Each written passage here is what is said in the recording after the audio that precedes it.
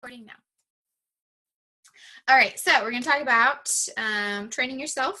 And the first one is who needs to train? Who needs to be involved in this? And the answer is everyone. So everyone on this call, you're not out of the woods. It is so important to be training yourself. New people, I feel like when I first started, I felt like the most need to learn and to grow. I felt a little bit overwhelmed, actually, that there was so much that I needed to learn, and so little time to do it. But just planning out little chunks at a time. I also felt overwhelmed when I moved and I had a whole room full of boxes, but I needed to unpack all of that. But someone told me, they're like, just one box a day, just unload and do one box a day. So I encourage you to take that same concept of, if you feel overwhelmed, just do one thing a day, watch one video a day, learn something new a day, to where you can fit it in. We'll talk a little bit about this later, about time management, but just doing little chunks here and there. But if you feel overwhelmed, don't just sit there and dwell in your overwhelmedness. Get moving and start learning. There's so many resources, and talk to your sponsor too about some of those that they feel maybe are the most important for you to listen, learn about, read, all of that. This is, if you are serious in this business, if your goal is to make $500, $600, $1,000 a month, if that is something that is for you, this is like a non-negotiable. Like, you need to be growing yourself if you want to make it past the, if you wanted to earn $100, Tamara Holloway earned her first paycheck and had no idea how she did it. So it's easy to kind of stumble upon, because our compensation plan is so amazing that you might just stumble upon couple $100. But if you're serious about making a steady income with this, then growing yourself and your knowledge as a network marketer, as a leader, as a business person is a non-negotiable. So that everyone needs to be involved in this. The what are some ways that I can, or what resources do I use for growing, for training yourself? The first one that I kind of already mentioned were videos. There's so many videos out on the team pages. If you scroll YouTube, for people that are in the Plexus business, like, you can go to Jessica Heffley's YouTube channel. I do that all the time. I was doing that earlier today. Chris's YouTube channel. There's tons of a lot of other jewels and diamonds that have those, and plus all of the team pages. You can just search keywords if you're wanting to learn about the compensation plan. Search compensation plan in any of the team pages, and tons of videos and resources will come up that way. Team calls, this one right here on Monday nights is one that we're really wanting to make a focus on, of sacrificing and making it to this at 9 o'clock on Mondays every night. So you have that consistent weekly growing, and in that same mindset as a team. Like, you can watch random videos of other people's, which are super, super valuable, but it's also super valuable to be growing as a team and where we are in our journey together. So make sure that we're on here Mondays at 9. One that I really like is the RTP Rock the Pink Live. They always have a really amazing guest speakers on theirs. And like, they have nutritionists, all Plexus ambassadors and Plexus people, but nutritionists, people in the health field, people, like, I've watched ones like bodybuilders, and like a lot of people that, like, if you encounter somebody that like has an excuse, I guess, or somebody that's like, like, I'm already eating healthy and whatever, like, they always have like guest speakers that kind of combat those situations and give really good feedback. And I've used a lot of theirs to like send to potentials as well. So theirs is a good one too. So video team calls, books are huge, and this is perfect timing because we are getting ready to start a book study as a team. Jessica Heffley is starting on her larger team, and then Carissa's Paladins page is also having a big push for this as well, and as well as Sherry's team and our team. Everybody is really, really wanting to do this together, and they're super, super fun when so many people are involved in it, because you have such a large group of people supporting you and keeping you accountable. like if for some reason there comes a point after we do this book study and there's not a book study going on, then pick up a book and start reading it. Something that I recommend, and if you're writing notes, I always felt it was really valuable to get lots of book ideas. So I'm going to name off some that are really great if you haven't read them before. And I'm probably not going to remember the authors. I just know the names. So forgive me for that. But Rock Your Network Marketing Business by Sarah Robbins. She's actually in another network marketing company, but has really great basic skills for starting a network marketing business and promoting it on Facebook and social media. So she's really good. It's really small and a really quick read. So that would be a good one to do. You could read that in a weekend. Any John Maxwell books. I pulled up some that I had on my nightstand. Here's one that I've read, 15 Invaluable Laws of Growth. I read some leadership books by his. Those are really, really great information. GoPro. I don't remember the author of that one. I can imagine Eric Worre, I think. Go for No. I don't know the author of that. Circle Maker is one that I read early on in my journey. It's about prayer and praying circles around your dreams and your business and God's plan for your life. Millionaire by Halftime. I love that one because like it's written by an ex-coach, I guess, and so like his wording and as an athlete like really appeals to me. I loved that one. What to Say When You Talk to Yourself, which is really similar here to the one that we're getting ready to start in May. I kind of started that, but yes, everyone on this call, this is a perfect opportunity for you to take what we're talking about tonight and apply it and to be a part of the book study that we're doing. Now I can Secret Laws to Success. I think that's what it's called. It's all over the team pages. I'll post it in the comments too of this recording, but order that one. You might not want to order it on Amazon, or it might come in late because it's like back ordered. Mine isn't supposed to come until May 1st, but or there's like an online version of it that I'm going to read the first chapter of it online, and then when my hard copy comes in, I'm going to do it that way too. But be a part of that book study. Super, super important to grow yourself. We have a huge group of accountability. We're going to be doing this together.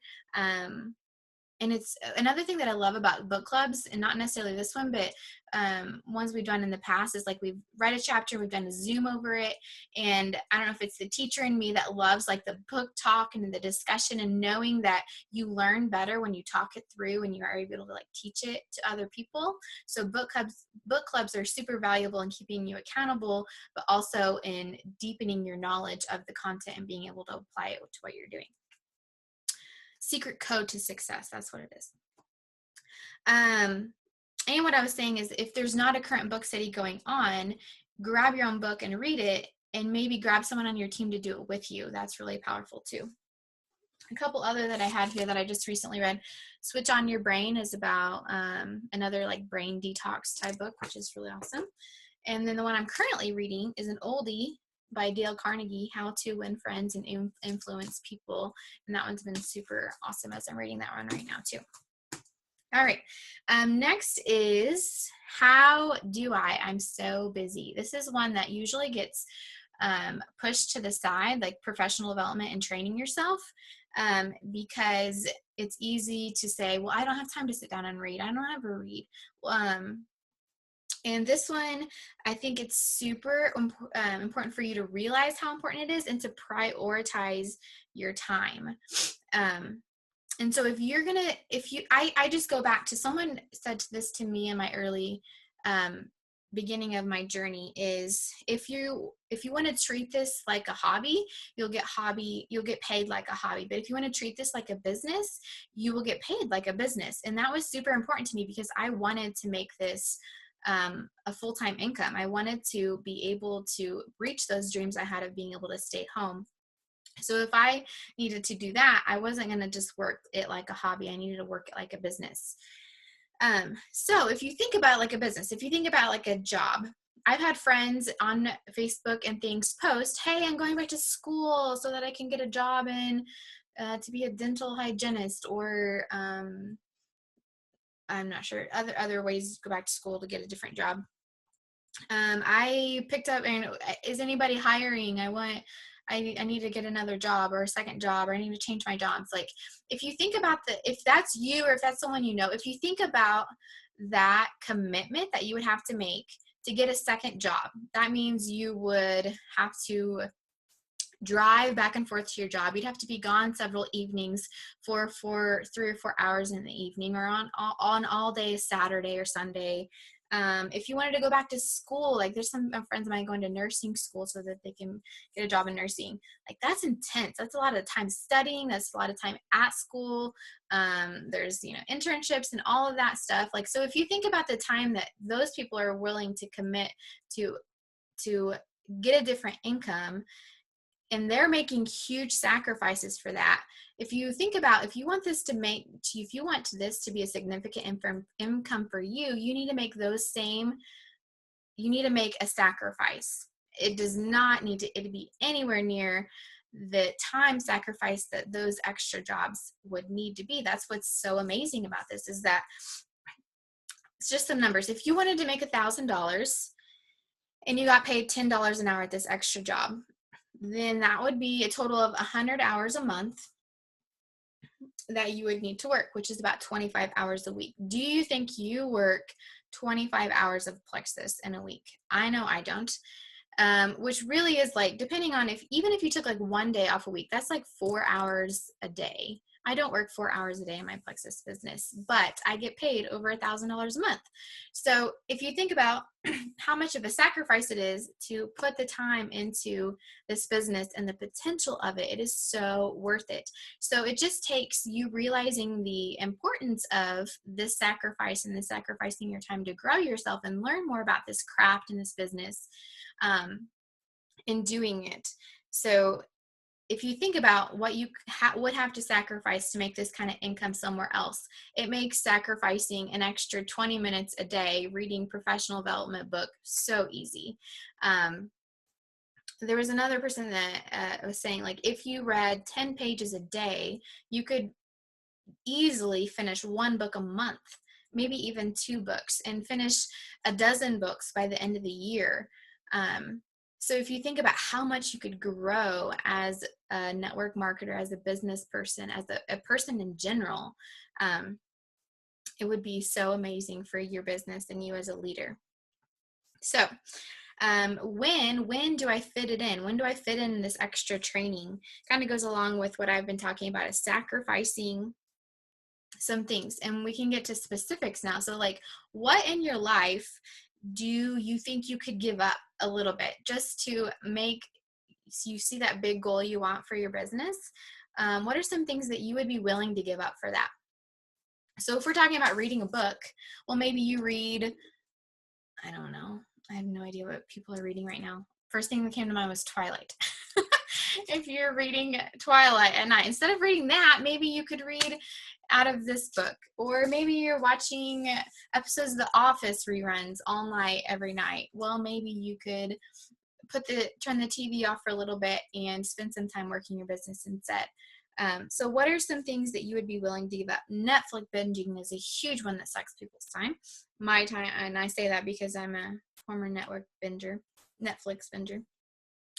And if you think about your day, if you were to like write out your day, because I do this now with my toddler so that we plan out our day and we know what's coming. But if you were to write out your day, everything that you do, are there little 15-minute nuggets of time throughout your day that you could be doing something for your Plexus business? Sending a few messages, responding to a few messages, planning out a few posts on your buffer post for Facebook, spending 15 minutes before bed reading a book to grow yourself. I know when I was teaching, I had a lunch break that actually not my lunch break. My lunch break was like 18 minutes, but my playing time or after school when I wasn't working, but I was getting ready to go home, like I could use a little bit of that time to work or to do little things to move my business forward. I know a lot of people post. I know Missy posts a lot in her car when she's waiting in car line, and Tiffany does that too. Honestly, if you as a mom can go to the bathroom and close the door for 5 minutes, it's like a retreat and you could work your business in the bathroom. kids playing outside, going over and making play dates, all of that. So there, if you see it as a priority, you can find time to do it. I actually just watched a video about how, like, if you found the value in it, you would find time to do it. So I guess I'm hoping to portray that this has huge value tonight, so that you can find time to prioritize to do it in your day. Why should I? Just that personal growth, becoming a better problem solver, becoming a better, like, the reason I'm reading this book is to be a better socializer, to talk better with people, to relate better with people on my team, and with potentials and people that I'm talking with, and really just even building relationships with people, just becoming better at being a person. Taking more initiative, being a more positive person, being not negative and complaining, more self-disciplined, feeding my belief in Plexus and network marketing, and learning to better market myself, and just learning about being better at this network marketing gig. And one person, I think it was Sarah Marble, said that she got stuck at like Ruby or Senior Ruby, and it wasn't until then that she picked up growing herself and growing as a leader in professional development, and then she was able to skyrocket to the top of the company. So just, there's so many leaders over and over, and Jessica Heffley is huge on this, on the importance of professional development, that if you want to get past those certain ranks and be a jewel one day, then this has to be a super big priority for you. All right, now moving on to training your team. And you may say, well, I don't have a team yet. Well, if you have even one person on your team, they have trusted you with this business, and it is your responsibility to train them and to help them reach their goals as well. So even if you don't have one person on your team, spend extra time training yourself, but also listen in, because you're going to want to know this for when someone does get on your team. You don't want to be reactive and go back and rewatch all of this because you don't know what to do when they're there. You want to make sure that you are being proactive and already know how to do it. All right, the first part I'm going to talk about is on duplication, but next week's is totally devoted to duplication, so I'm not going to go into a lot of detail with it, but I will talk about it just a little bit. That for when someone does come on your team, you want to treat them like a little, like just a little, I don't know. For the first visual was of a bird, because I just was shown a picture of little baby birds in a nest today. So I'm thinking of like just a very delicate little baby bird, and you have taken them under your wing, and you are going to train them and grow them into this huge, beautiful, flourishing mama bird. Sorry, that was really silly. Okay, so in the beginning, when someone joins your team, there needs to be lots of hand holding. I know in the beginning, I'd never been in network marketing, and even people who have been in network marketing, Plexus does things so much more genuine and differently, and there's a lot of new things to learn about this business, that even if they've been in network marketing before, make sure you're still going through this duplication with them. Make sure first and foremost that they know how to take their products and are getting the best success with those possible. So hand holding them through starting the products is super important. Make sure they get info on the products, because we want them to have success there, and then we also want them to have that info to pass on to their new ambassadors too. And then a new one we've really been stressing is the importance of committing to the products for at least the first 60 to 90 days. So making sure that they know that up front, and they have that convenience order turned on so they get their products every month. And then when it gets more into the business side is helping them with their first post. I've seen a couple of different new ways to help them with that, just plugging in and rewording it just a little bit to tweak and put their own little picture with it, and just letting people know and launching that they are starting with Plexus. having like a launch event or even just a welcome call with you and them and your sponsor and getting on a three-way call. I've seen huge success recently with this and just getting people started on a strong foot and getting to know other people on the team as well. Letting them know about the team pages. Don't just add them to the team page, but let them know that they can search on there, that there's information on the files of the team page. Just not just throwing on the team page and leaving them for the wolves, but be there to help them and get started well. And then help with reaching out. They can do three-way calls, and to let them know that the goal is to not always need you, to always be coming to you for questions. Be open to that in the beginning, but let them know that that's not the end result, that we want them to be able to eventually do this on their own and work their own business, run their own business, but that you in the beginning are there for them every step of the way. And then that's the duplication part, but a little bit more is a little bit more about coaching and how to get your teammates started strong and work through some of those things that are probably coming in the beginning, like reaching out. They're not going to hear back from every single person that they reach out to. We know that now, but newbies may not know that. So just coaching them through those little bumps in the road that that happened to you, and letting them know they're coming and know that they can easily get past those. Coaching is not all about just being someone's cheerleader, but encouraging them, but challenging them to take steps out of their comfort zone. So like I was saying at the beginning of this call about how I have had a huge fear about these team calls, that would be something that if you see someone on your team that you see their potential as a leader, to encourage them to do something like that, or if they haven't been posting in a while, to encourage them, say, hey, I'd love to see you post every day this week, just one Plexus post.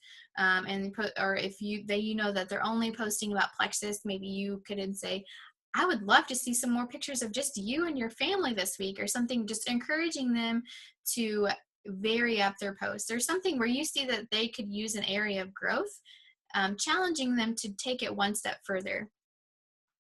I know a big one that I'm still working on is turning Facebook messages into phone calls. So if Sherry came to me, please don't tell me this, Sherry, and said, hey, I would love for you to get on a call with the potential this week.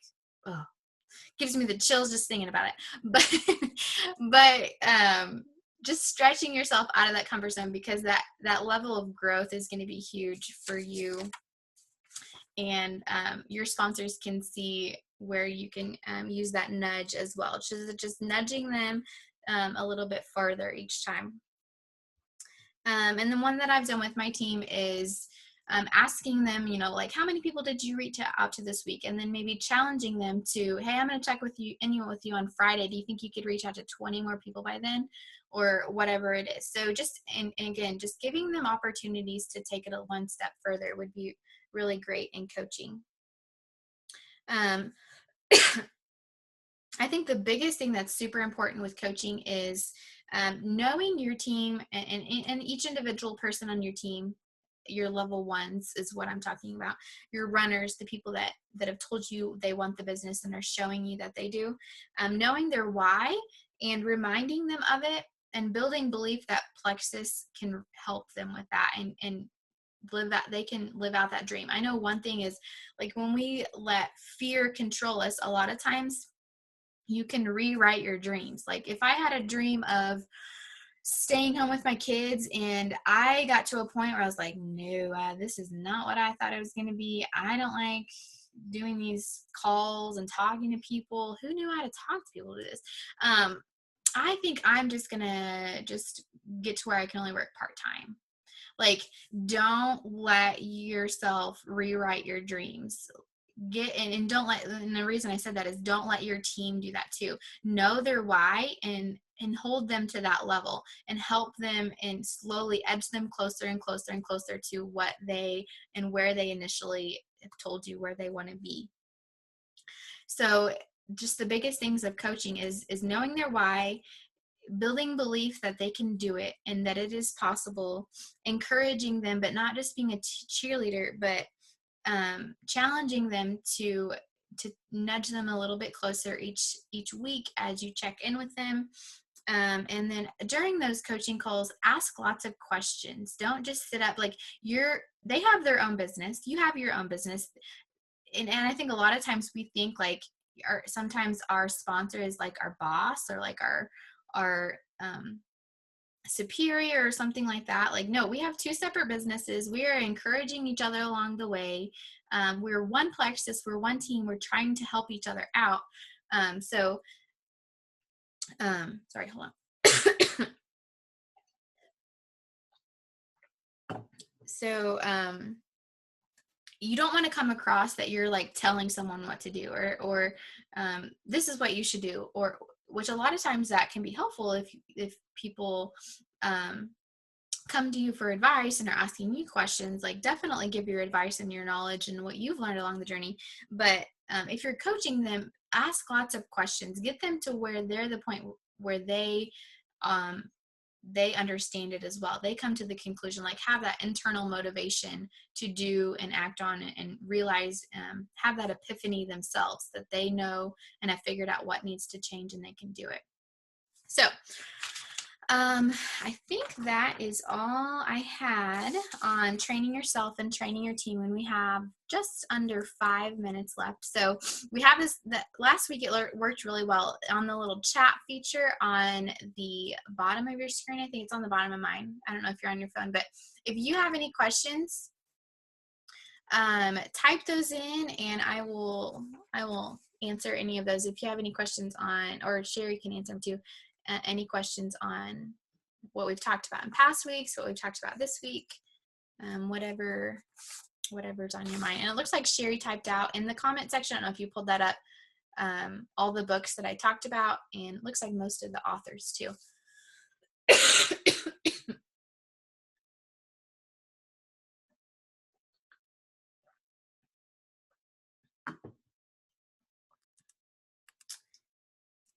Any questions?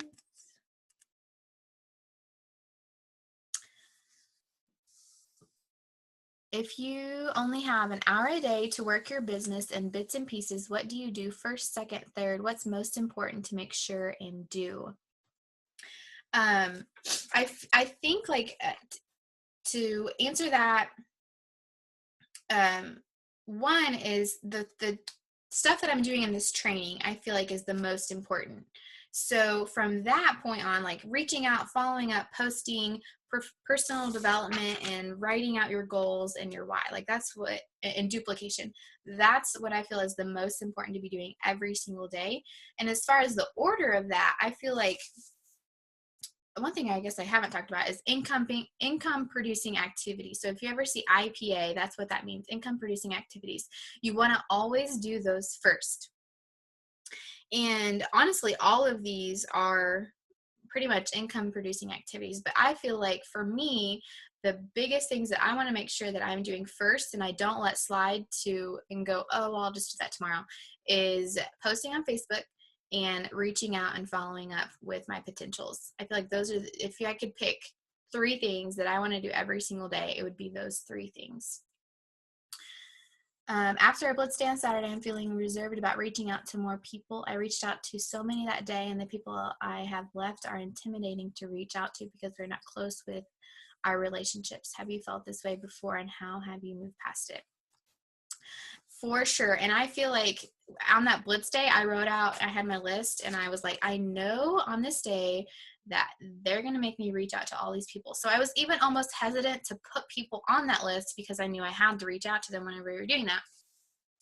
But one of the things I've heard, and that always comes back to me, is I cannot reach out to them because I can't not reach out to them, because if I don't reach out to them, I'm saying no for them. Like, I'm already marking them off. They're not even a potential because I haven't chosen to reach out to them. So every time I go, I'm getting ready to write their name into a message and I go, oh no, I'm going to do somebody else. Like I just said no for them they could be secretly sharing with nobody that they suffer from anxiety and depression, or they suffer from extreme IBS, where they're running to the bathroom every day and they can't live their life. They may be suffering from chronic pain and can't get up off the floor some of the days. So if I choose not to say no, or if I choose not to reach out to them, I could be possibly saying no to some life-changing products or business opportunity where they are searching for something, an extra way to make income. So that's what I always tell myself whenever I have felt intimidated to reach out to somebody. And if you don't reach out, someone else will. That is for sure. Try to see how much time we have left. Less than a minute. Yes. And that's a killer too. When you see someone post, hey, I just joined Plexus, and you're like, I was going to reach out to them last week. They were primed. The Lord had already spoken to them and gotten them ready, and they were ready to jump on, and I chose not to reach out to them. So that's killer too.